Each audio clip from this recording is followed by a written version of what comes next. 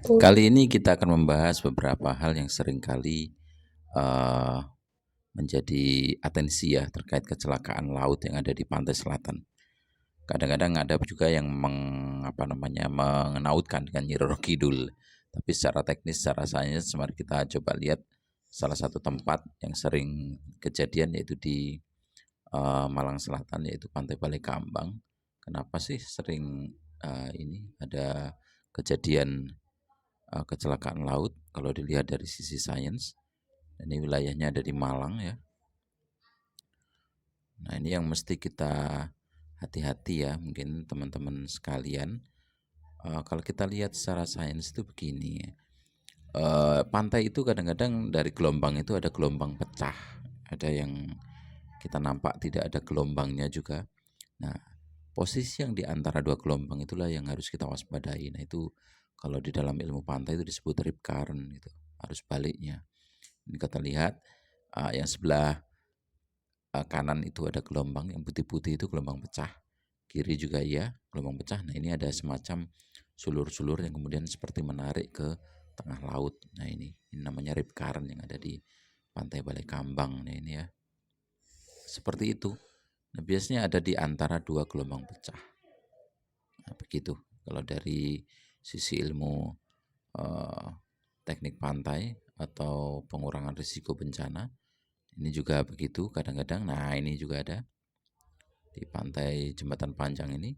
Kita lihat yang sebelah kanan ini. Nah, ini ada gelombang pecah yang warna putih. Nah, ini juga ada gelombang pecah juga yang sisi kiri. Nah, di antaranya ini kemungkinan besar adalah rip current. Yang itu ya, kalau Anda naruh barang ya di sekitar samping kanan pulau ini, dia pasti akan tertarik ke laut. Coba saja dilempar barang yang mengambang, pasti akan tertarik ke laut sana. Dan itu sudah cukup membahayakan bagi seseorang untuk melawan arus yang ada di sana. Kita coba lagi di pantai ini ya, pantai Drini yang ada di Yogyakarta, pantai Drini atau Gunung Kidul, ingat saya itu. Pantai Drini, nah ini juga sering terjadi kejadian yang tertarik untuk ke tengah laut ya dari para para apa namanya para eh, per- para wisatawan yang ada di sana. Memang cukup ramai dan pas persis ada di posisi ini. Kita lihat yang sebelah kanan ini gelombang putih ya. Kemudian sebelah kiri ini juga gelombang putih, gelombang pecah. Nah, di antara inilah posisi ini yang persis biasanya eh, para wisatawan itu malah tepat berada di rip current.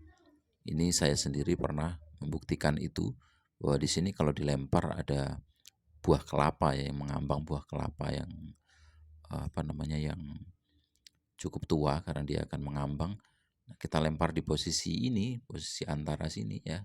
Tepi pantai itu mungkin sekitar 10 meter ya. Saya lempar itu dari tepi pantai, nah dia akan tertarik ke tengah dengan sangat cepat. Tertarik menuju ke tengah dengan sangat cepat. Saya waktu itu menyaksikan setelah saya lempar pakai tangan itu.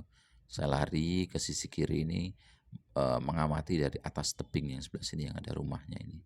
Ada tempat bisa mengamati. Nah, itu memang sangat cepat sekali kecepatan dari rip current yang ada di pantai Drinis ini. Nah, sekian ulasan dari kami. Semoga itu bermanfaat bagi teman-teman.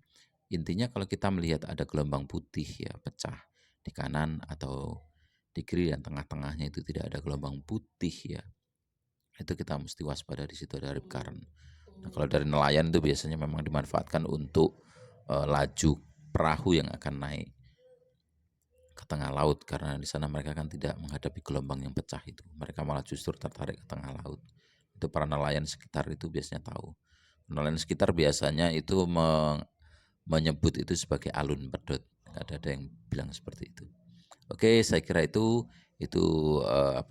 dari sisi sains yang mungkin bisa menjadi bekal kita untuk waspada ketika kita berada di tepi pantai. Sekian dari kami, salam pengurangan risiko bencana.